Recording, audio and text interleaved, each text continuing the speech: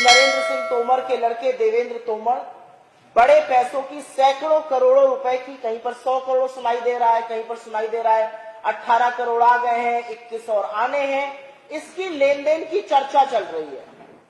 और ये कोई एक बिचौलिए हैं जिनके जरिए माइनिंग के कारोबारियों का, अगर आपने सुना हो तो बार बार खनन का नाम आ रहा है, माइनिंग के कारोबारियों से करोड़ों रुपए लेने के लिए मल्टीपल बैंक अकाउंट कहां कहां खोले जाए, कहां कहां हो, उसकी चर्चा लगातार सुनाई दे रही है। सनद रहे, बस याद रहे कि नरेंद्र सिंह तोमर जी इस्पात और खनन के मंत्री भी रह चुके हैं मोदी सरकार में, और ये डायरेक्ट पैसा लेने की बात खनन के, माइनिंग के कारोबारियों से हो रही है। इस वीडियो में रिटायर्ड आरबीआई के कोई अधिकारी है, त्यागी जी, उनसे भी 100 करोड़ लेने की बात हो रही है।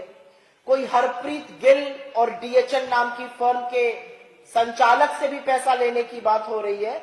और जैसा कि आपने सुना, देवेंद्र भैया को बार बार भैया और गुरुजी कहकर बिचौलिया संबोधित कर रहा है।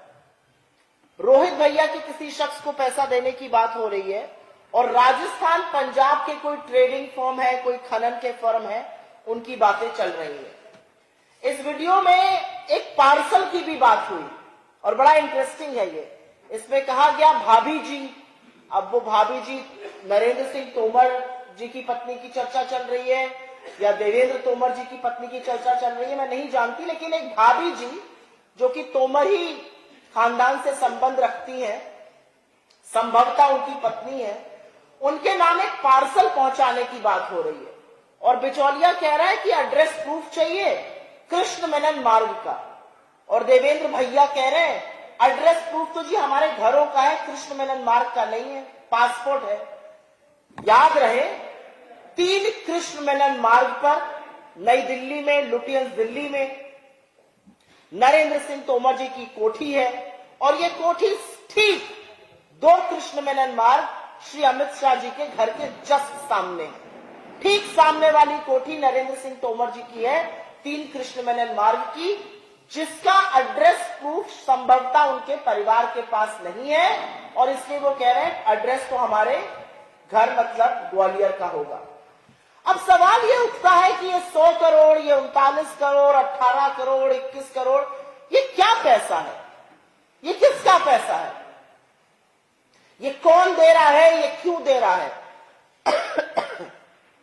जिस पैसे का जिक्र किया जा रहा है, क्या इस पैसे को सार्वजनिक किया गया है? ये खनन के कारोबारी कौन है और वो देवेंद्र भैया को पैसा क्यों दे रहे हैं?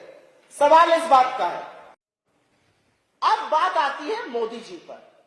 मोदी जी को तो ईडी खेलने का बहुत शौक है। एक वो गाना आया था, ये ईलू ईलू क्या है, इनसे पूछा जाना चाहिए ये ईडी क्या है। मोदी जी को ईडी खेलने का बहुत शौक है। जब घबराते हैं और बौखलाते हैं और संकट में होते हैं तो हम और आप अपने इष्ट को याद करते हैं, वो ईडी को याद करते हैं। और जो नंगा नाच ईडी ने राजस्थान से लेकर छत्तीसगढ़ में चुनाव के दौरान किया है, वो सबके सामने है। मनगढ़ंत आरोप लगा लगाकर ईडी को छोड़ा हुआ है मैदान में, और ईडी ये चुनाव लड़ रही है भाजपा के बिहाफ पर। तो ईडी खेलने का इतना शौक है, तो आज सवाल यह है कि जब वीडियो प्रूफ यहां पर अवेलेबल है, ईडी कब आएगी नरेंद्र सिंह तोमर के घर पे? सीबीआई और इनकम टैक्स कब आएंगे नरेंद्र सिंह तोमर के घर पे? कब पूछताछ के लिए देवेंद्र तोमर को बुलाया जाएगा? आज सवाल इन बातों का है। क्योंकि एक बात साफ है, ये वीडियो और इसकी बात सुनकर लगता है कि ये काले धन पर चर्चा हो रही है, ये अनअकाउंटेड वेल्थ पे चर्चा हो रही है, मल्टीपल बैंक अकाउंट्स पे चर्चा हो रही है, पार्सल फलाने से आ रहा है, फलाना इतना देगा, ऐसा होगा, वैसा होगा, ये सारी बातें हो रही है। तो भाई काला धन पे जो प्रहार करने का बड़ा डंका बजाते हैं, उनकी ईडी, उनकी सीबीआई, उनकी इनकम टैक्स को सांप क्यों सूंघ गया? इस वीडियो को देखने के बाद भाजपा में सुई पटक सन्नाटा क्यों है? कब ईडी के टिकट कटाए जाएंगे कि वो भोपाल या ग्वालियर पहुंचे और शिवराज सिंह चौहान जी से लेकर नरेंद्र सिंह तोमर जी से पूछताछ करें? क्योंकि एक बात और भी साफ है, और ये भी बिल्कुल साफ बात है कि एक लड़का अकेले अपने दम पर सैकड़ों करोड़ों का ये पूरा गोरख धंधा नहीं कर सकता है। और मुझे कोई भी गुरेज नहीं है ये कहने में, मुझे जरा सा भी संशय नहीं है कहने में कि इसमें बड़े बड़े लोगों के तार जुड़े हुए हैं। आखिर कौन कौन शामिल है इसमें? क्या ये सारी कवायद बिना शिवराज सिंह चौहान जी के शामिल हुए हो सकती थी? क्या इसमें केंद्रीय मंत्रियों की साठगांठ नहीं है? और क्यों चुप है भाजपा?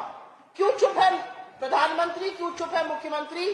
क्यों चुप है अमित शाह जी? क्या वित्त मंत्रालय को ये पता भी नहीं है कि ऐसी बातें हुई है? और अब जब वीडियो आ गया तो उसके बारे में ये लोग क्या कर रहे हैं? और ज्ञात रहे, नरेंद्र सिंह तोमर कोई छोटे मोटे व्यक्ति नहीं है। संभवतः नंबर 5 की वरीयता पर है मोदी सरकार में। ये वही मंत्री हैं जिनकी नाक के नीचे 750 किसानों की शहादत हुई और ये और इनके साथी मिलकर किसानों को गुंडा, मवाली, नक्सली और राम जाने क्या क्या बुलाते रहे। ये वही व्यक्ति है। तो आज पूछा जाना है कि ये घूस कौन ले रहा है, क्यों ले रहा है, क्या प्रलोभन था, इसके चलते कौन सी नीति का निर्माण हुआ, इसके चलते किसका भला हुआ, किसको बैकडोर से एंट्री मिली? आज ये सारी बातें साफ होनी चाहिए।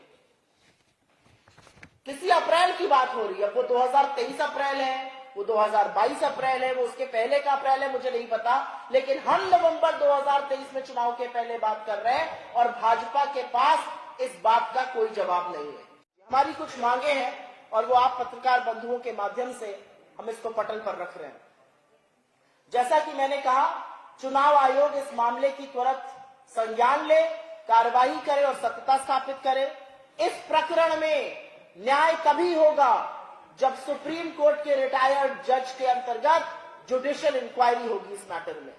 नरेंद्र सिंह तोमर, जैसा कि मैंने कहा, केंद्र सरकार में एक पावरफुल, शक्तिशाली, सशक्त मंत्री हैं। उनको बर्खास्त किया जाना चाहिए जब तक इस मामले की छानबीन ना हो जाए और रिपोर्ट ना आ जाए, क्योंकि ऐसा प्रतीत होता है साफ तौर से कि ये काला धन है। तो मनी लॉन्ड्रिंग का केस रजिस्टर हो और ईडी इस मामले की शुरुआत करे। ईडी जिसको सांप सूंघ गया है, सीबीआई जिसको सांप सूंघ गया है, इनकम टैक्स जो मौन है, वो इस मामले का संज्ञान ले, केस रजिस्टर करे और इस पर कार्रवाई शुरू करे।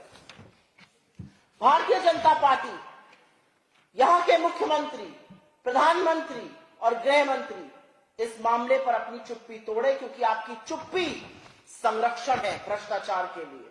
और अंत में मैं सिर्फ इतना कहूंगी, नरेंद्र सिंह तोमर जी एक बहुत शक्तिशाली व्यक्ति दिल्ली में ही नहीं, उससे भी ज्यादा शक्तिशाली मध्य प्रदेश में है।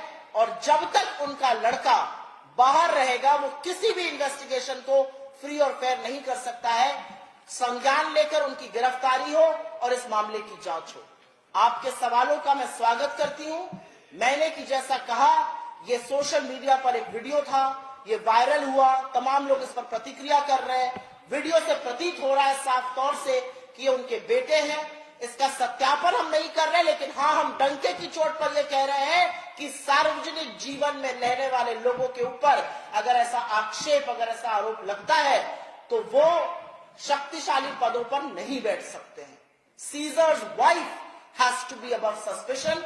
और न्याय और मर्यादा और नैतिकता की डिमांड है कि नरेंद्र सिंह तोमर अपने पद से तुरंत इस्तीफा दे या बर्खास्त किए।